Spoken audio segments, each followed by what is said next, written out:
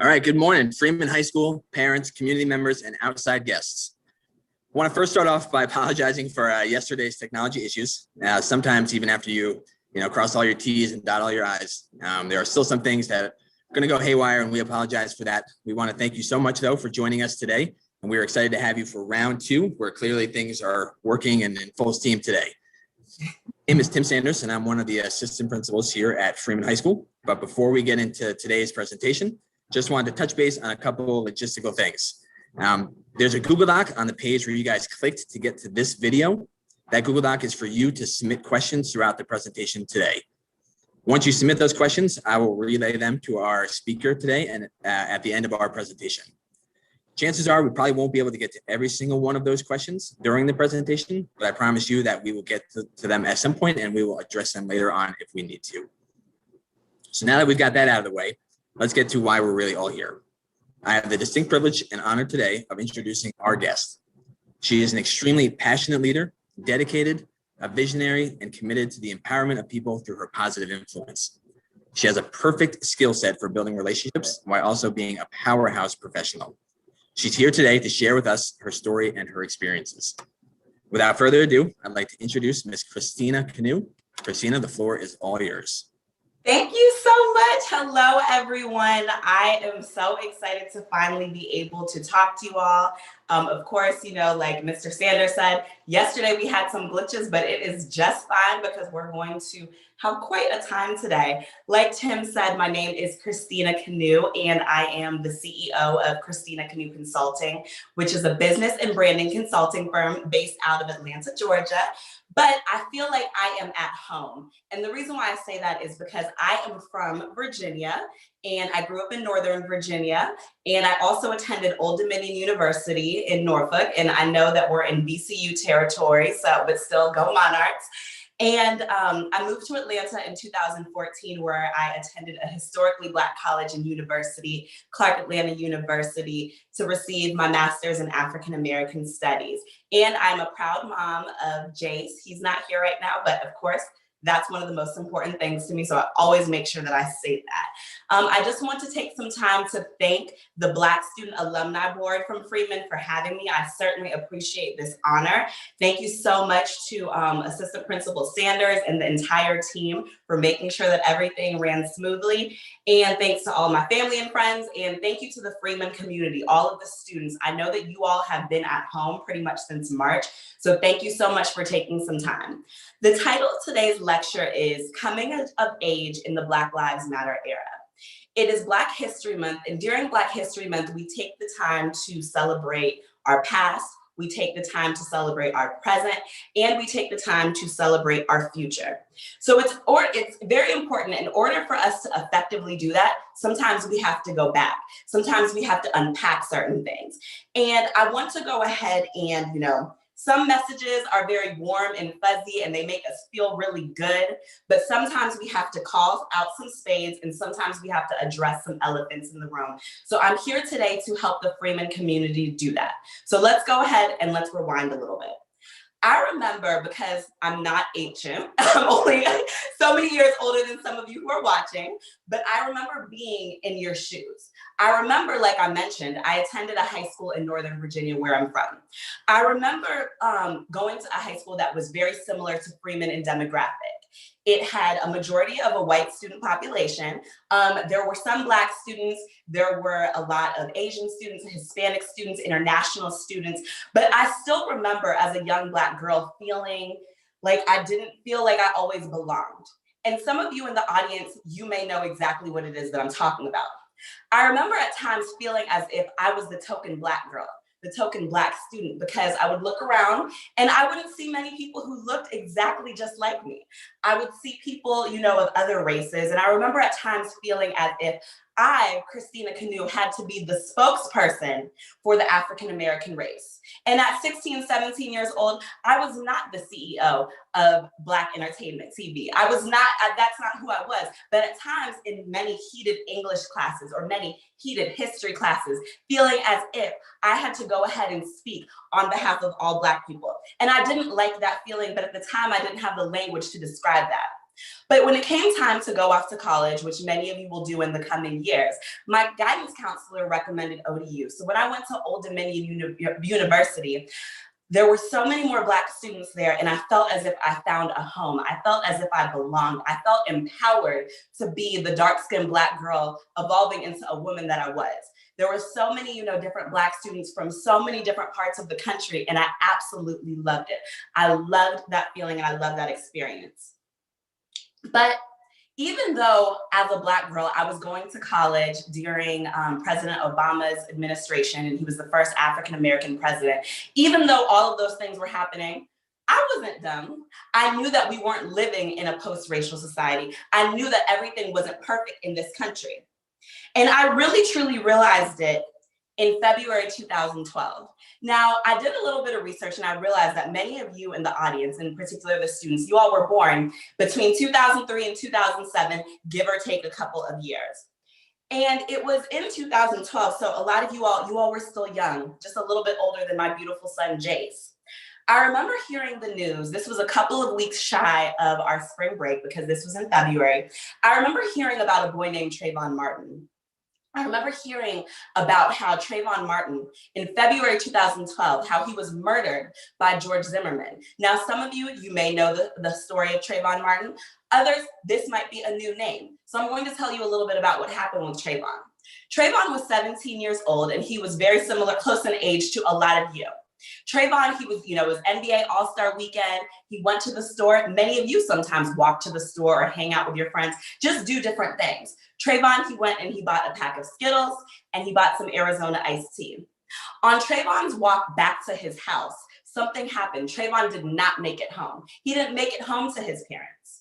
What ended up happening is one of Trayvon's neighbors, George Zimmerman, some of you may have heard that name, or if you haven't, I'm here to tell you about George Zimmerman today. George Zimmerman decided that he wanted to profile Trayvon.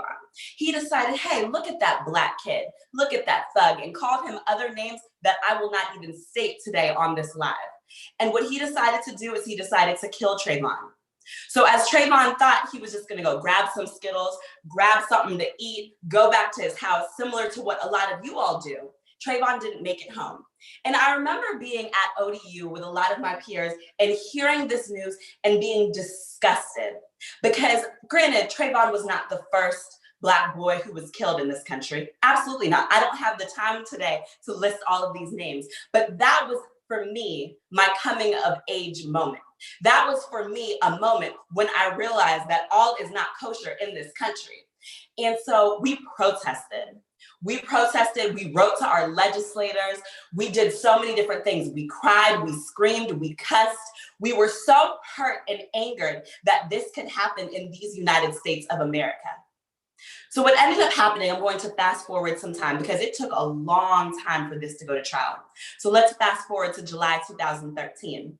In July 2013 specifically, so that's when the trial against George Zimmerman started. And many older people told us that, to all of us who were so hurt, they told us that, don't be too optimistic. More than we've seen this before. Nothing's gonna happen. George Zimmerman's gonna walk free. But no, we were still optimistic and we still had hope, because how could someone who was a little bit younger than us just not make it home that day? But what ended up happening on the evening of July 13th, 2013, we found out that George Zimmerman was acquitted of murdering our beloved Trayvon Martin. And I remember being out with some of my girlfriends, having dinner and doing, having an adult beverage or two, and hearing this news, and my heart broke.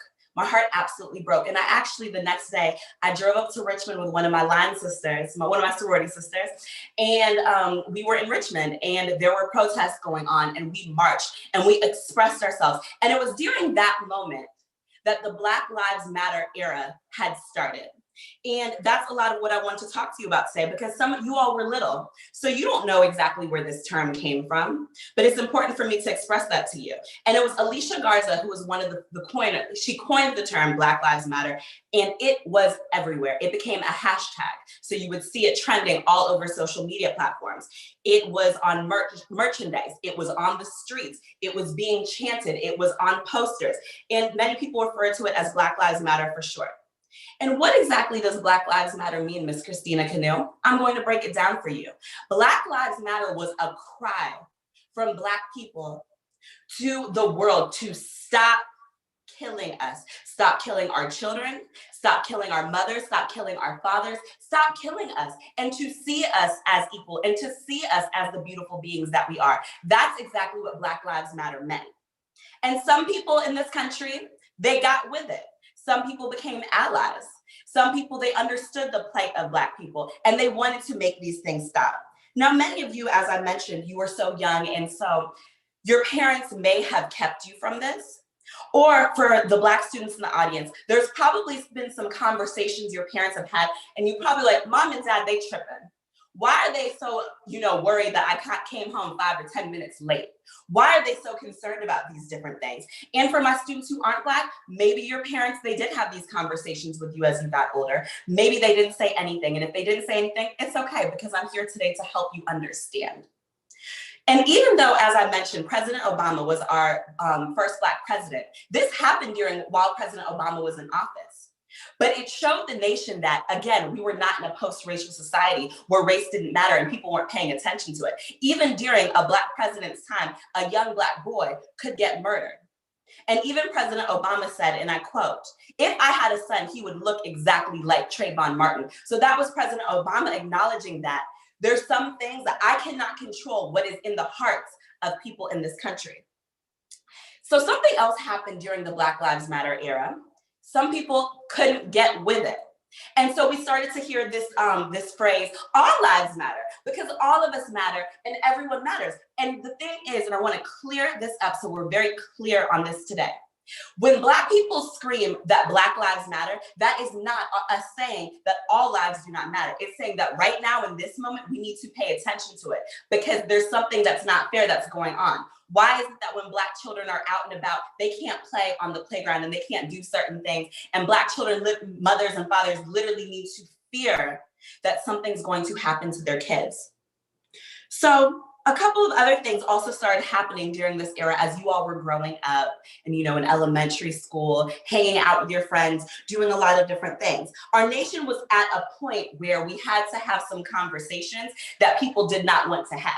People didn't want for the adults in the room. People didn't want to have these conversations with their coworkers. People didn't want to have these conversations at church. People didn't want to have these conversations with their friends. They wanted to just turn a blind eye as if nothing was going on. So between 2012, when Trayvon was murdered, countless other Black bodies were lost. And if I had the time, I would name all of them, but we would literally be all here all day. But I'm going to say a couple of names: Tamir Rice, Sandra Bland, Mike Brown, Eric Garner, and so many others. Now, Tamir Rice, his death means a lot to me, and I'll never forget it because I was pregnant at that time. Tamir Rice was younger than all of you. He was in elementary school, and he was just hanging out at the playground, playing with a toy gun. Many of you have probably played with toy guns before. And the police saw him. They thought that he was a lot older than what he was, and they killed him. And Tamir Rice did not go home to his mother and his father that day. And it broke a lot of our hearts. So as people were wrestling with what was going on in the country, some of you may know the name Colin Kaepernick. If you don't know his name, it's fine. I'm gonna break it down for you. Colin Kaepernick, he was the quarterback of the San Francisco 49ers at the time. Colin Kaepernick decided, enough of all of this, I'm over it, and he's decided to take a knee while the national anthem was being played. So at first, when this started to happen, not a lot of people were paying attention to it, but then it started to make traction. And then other NFL players started doing it. And then other athletes started doing it because people decided, I have to protest what is going on in this country. And let me tell you, beloveds, America did not like that.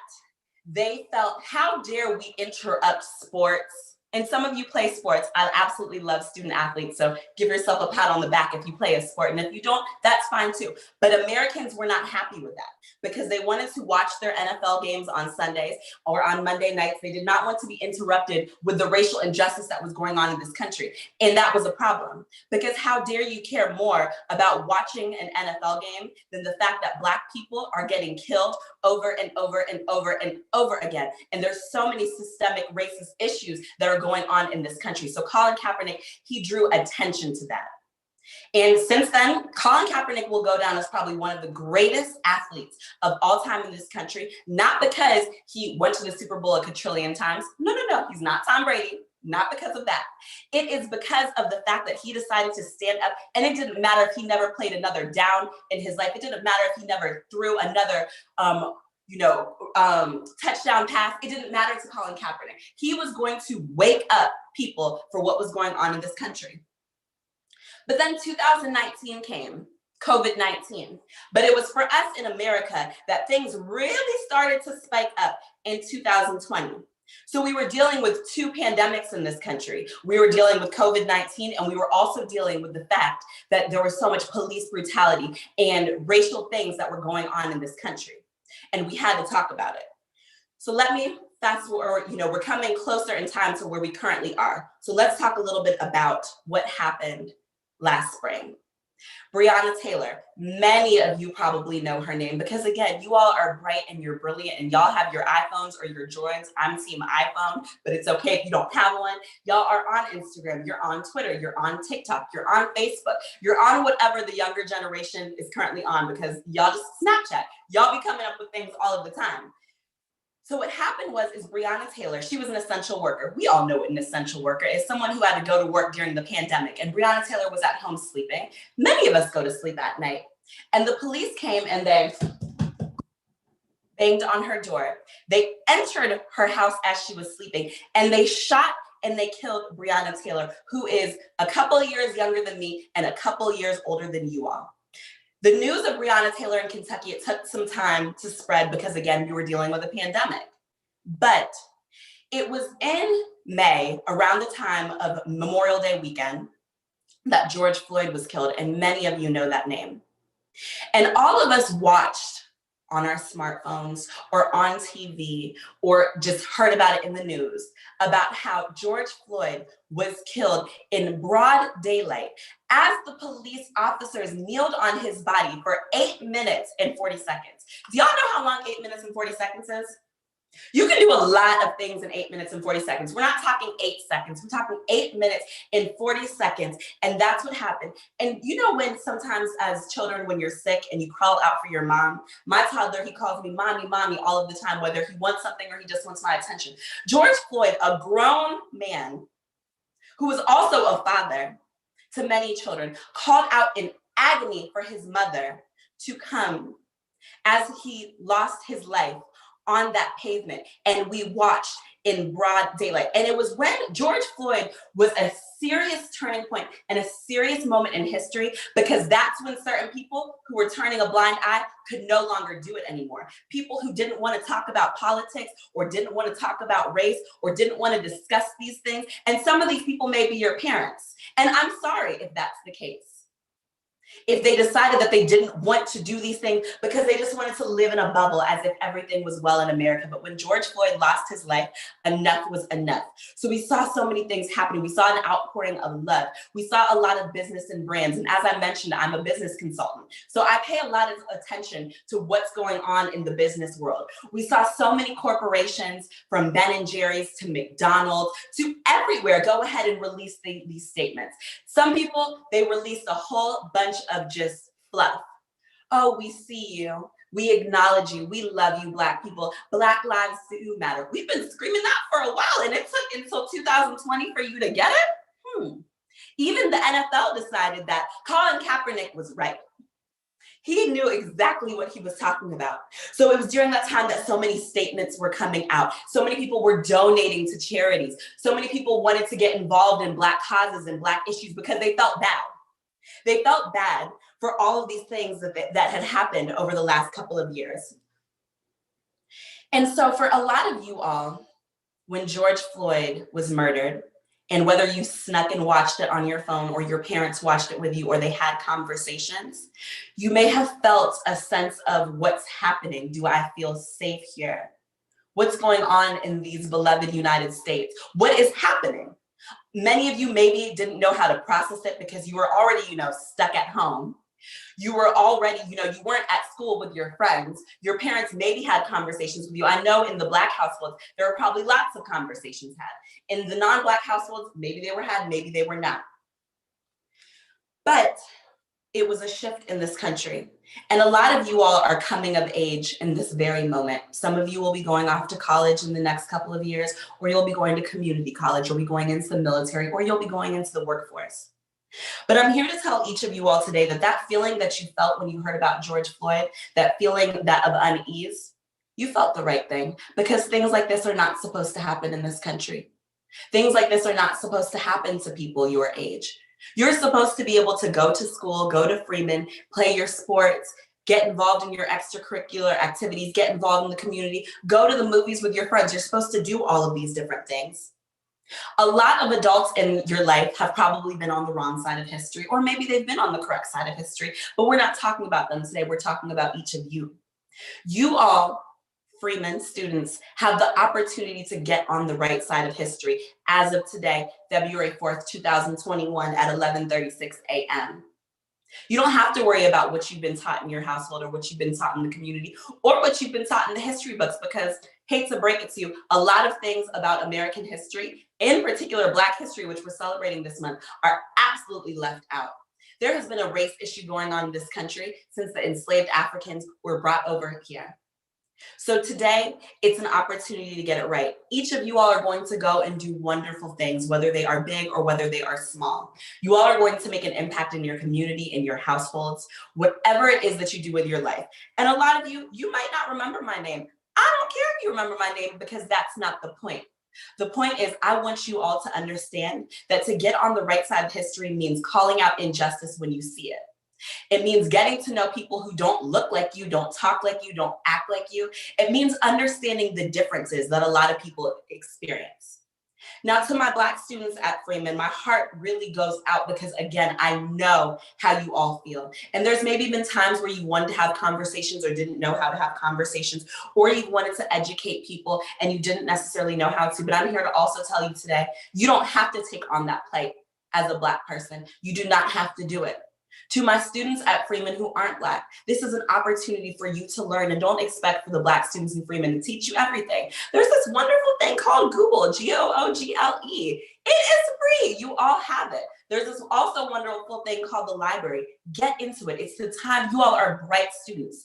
Learn things, look up history, understand these things. That way, you all can move forward on the right side of history. As you all are older and you go into corporations and you start your own businesses and you make an impact in the world, you can right the wrongs of history, because we cannot move forward until we look back.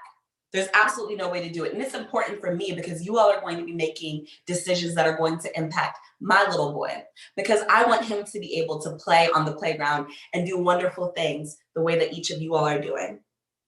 So and another thing that I want to say before I close, this term that you don't see race, it's absolutely incorrect. Stop saying it to people. Because to say that you don't see race, and it doesn't matter if we're talking about Black students, white students, Asian students, Hispanic students, international students, to say that you don't see someone's race means that you do not see them. That's not what Black people want to hear. That's not what anyone wants to hear. See people for who they are and the beauty and the culture that they bring to this world. And as I close, I honor and respect each of you. Continue to spread love and peace and joy, and to not continue this cycle of hate and disregard that Black people have experienced in this nation. Thank you.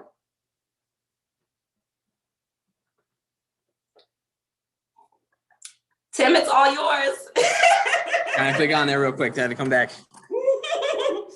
Christina, I appreciate your passion, your willingness to speak with us today, sharing your experiences and your own personal history. It means so much to our students here at Freeman High School. We try to build a culture where all voices are represented and heard. And I think you spoke for a lot of our students today, and we appreciate you being here today. I'm looking at our question board. We don't have a lot of questions coming in, but we might have some questions coming on later on today. So if I get some of those, I will send them your way, and we'll make sure we get back to those students and those community members who have asked those questions, so they also too can be heard. So as of right now, we are good to go. I want to thank you again for joining us today. Hopefully we can continue to send your message out to the community and out into the world and live it as you experienced it. So thank you again for today, and we really, really appreciate your time. Thank you so much for having me. Thank you all. You all have a wonderful rest of your school week and your school year.